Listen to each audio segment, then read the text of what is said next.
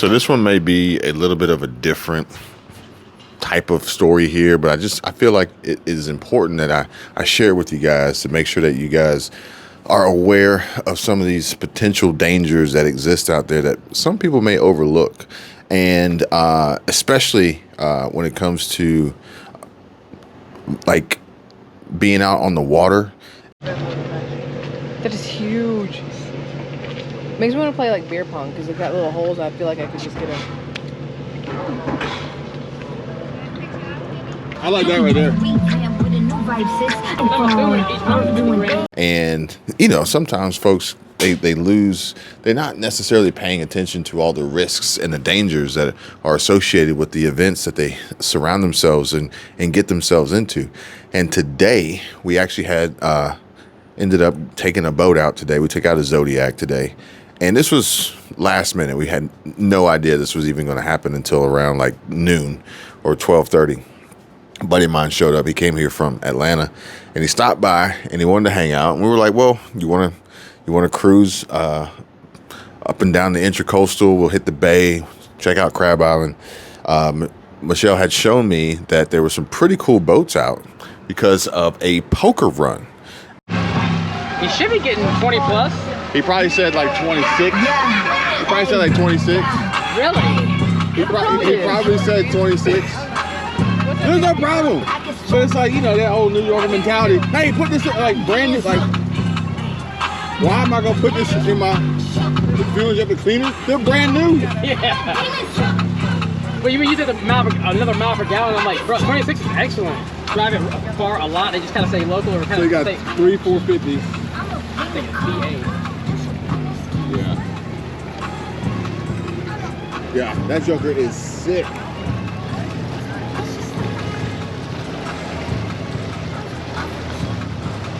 Goals, son. Goals. He thought he had a cool jet ski too until that dude showed up. He's like, Hey, he does have a cool jet ski. No, you're right. You're right, though. And she showed me some 6-carat black diamond, some really cool yachts. And we're like, you know what, this would be really cool to get out here and see these boats. So he said, sure, let's do it. So we went ahead and grabbed the boat, the marina. They had it all ready to go for us at the dock, and we headed out.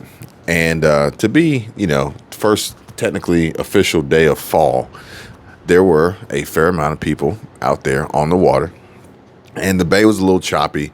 Around 2 o'clock in the afternoon, it gets a little choppy, so it was a little bit of a rough ride getting from the marina over to Crab Island, but we made it, and we made it back. So fortunately, we survived to tell this story.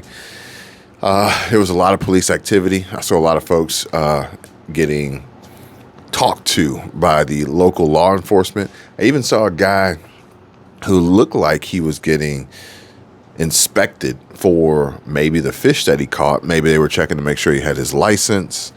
Trigger them to check out. but he's getting a cop. He's getting a picture with the cop. So his wife will believe him when he says I got pulled over to pick up fish. Yeah, they wanted to see if he had a fishing license.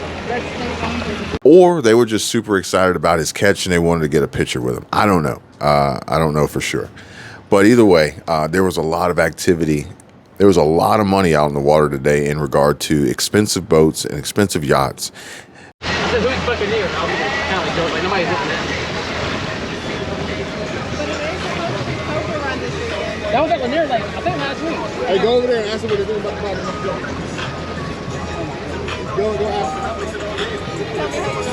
It's funny you say that because when I go, I have it. Sometimes I ride a jet ski on Sunday mornings on Lanier. And there's one guy there, his hat says, what's that other common term? FJB?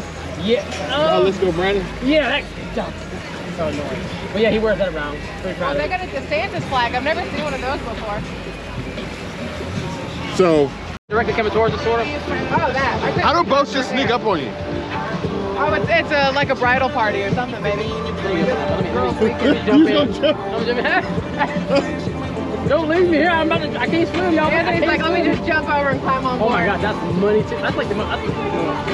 This is That money. crazy. Today's the burger weekend thing too. Look, that looks fun.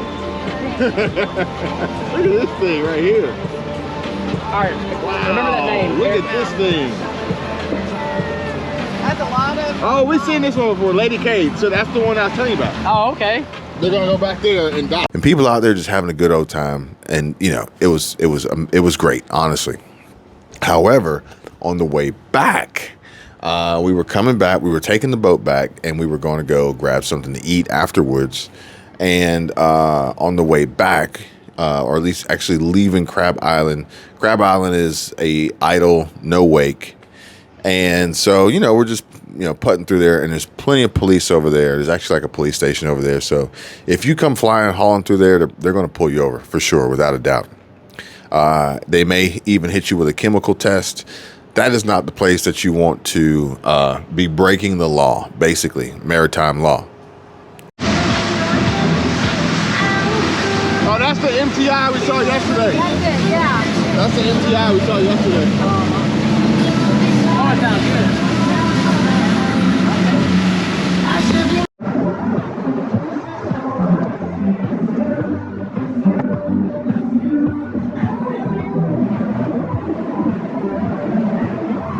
Oh, look at that one, Anthony. Are they running them? They running them? That black one. Did you see that black one? Did you see the black one? It's on point pretty much.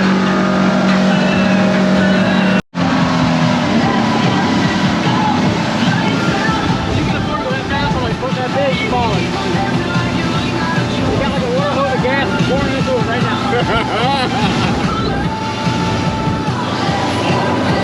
Or diesel probably. Might be diesel. It gotta be diesel. Yeah. Hey! Damn! Oh, you ain't gas. Yeah, that's so much money out here. Damn! I didn't see much money out here last time we came.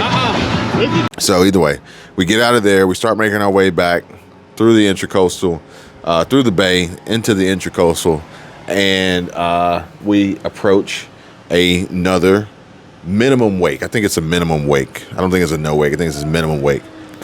And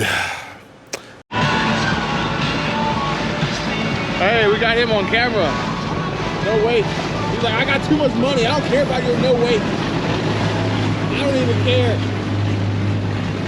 Alright, that right there is probably more money than it looks like.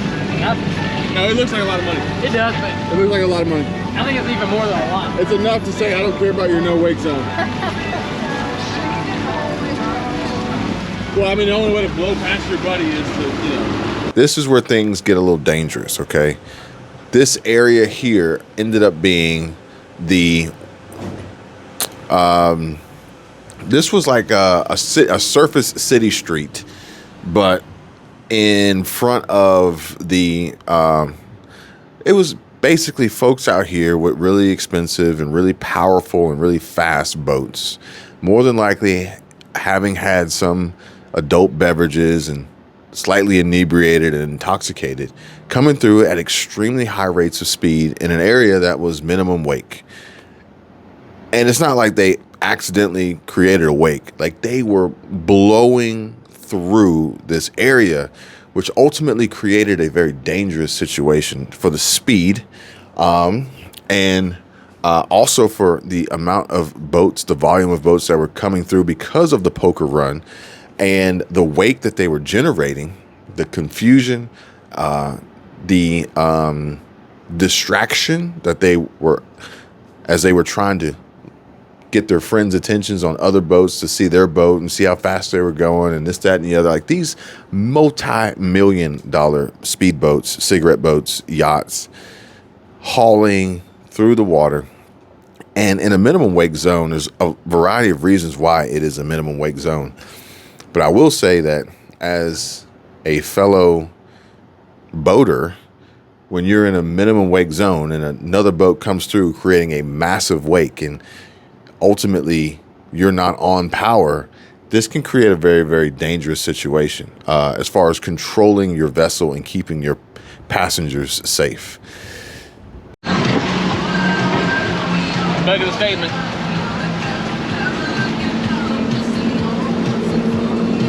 They must not know. No, they don't care.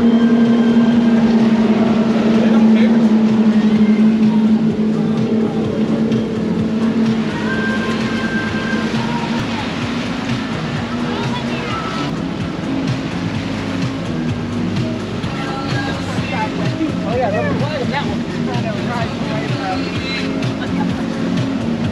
It's heritage, not hate. Yeah.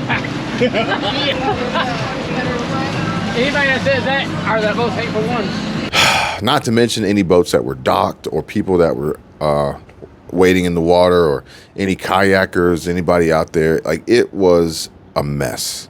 I'm like, it didn't sound that great. I don't know why I didn't impress you. I mean, It didn't sound that great. yeah. You really driving enough. The thing is, you also drove regular routine. You're like, it's the most unfun car ever. Let me tell you something. Second most unfun. Whatever, man. Take that thing to the mountains and learn how to drive it like I do. Great, amazing car.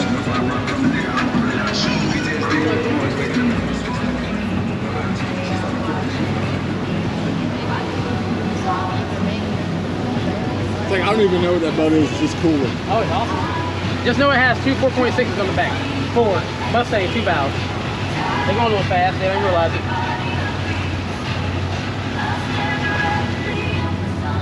He's just rumbling. He's like, I came out here to idle. I just want y'all to know I got power. Only got 2502s in it. Big block. Chevrolet power.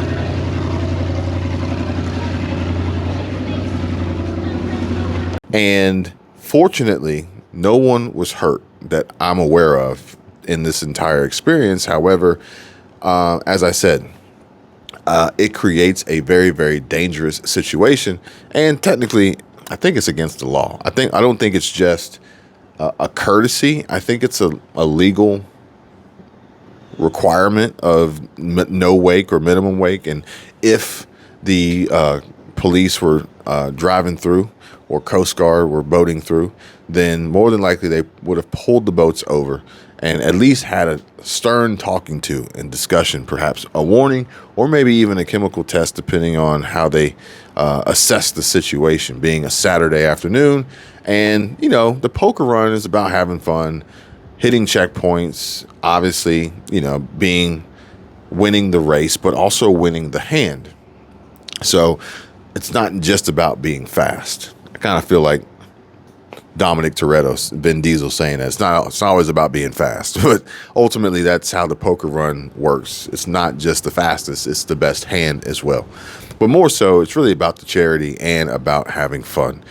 And with that being said, everyone going home safely at the end of the day, at the end of the night, at the end of the weekend, at the end of the vacation. And for those who find themselves on the water, or maybe new to boating, or have never experienced anything like this before, if you find yourself in the situation of a poker run, just realize and know and expect to see possibly people more focused on themselves and the party than actually being safe and anyone else's well-being.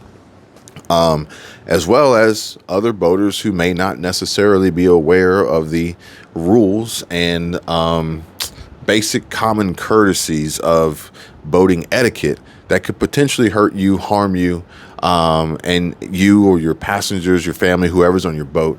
So it's very, very important that, in my opinion, when you're out on the water, you're not only paying attention for yourself, but you're paying attention for everybody else. And as it was explained to me, a minimum wake or no wake zone is basically a requirement so long as you can control your boat. So in this situation, we had to increase the throttle and get on power to be able to control our boat with the amount of weight that was being generated. But at the end of the day, it's about keeping you and everyone else who's with you safe. And most importantly, never crash the boat.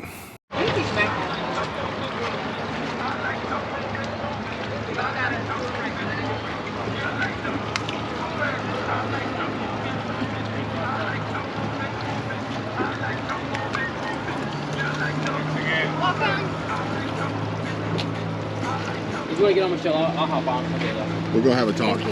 Why? We're going to have a talk. Because I couldn't remember how to do it? No. You got 8 guys on the boat and you're doing that? Well, because they couldn't get to the corner. Oh my good Lord. They'd sit down when they pee too?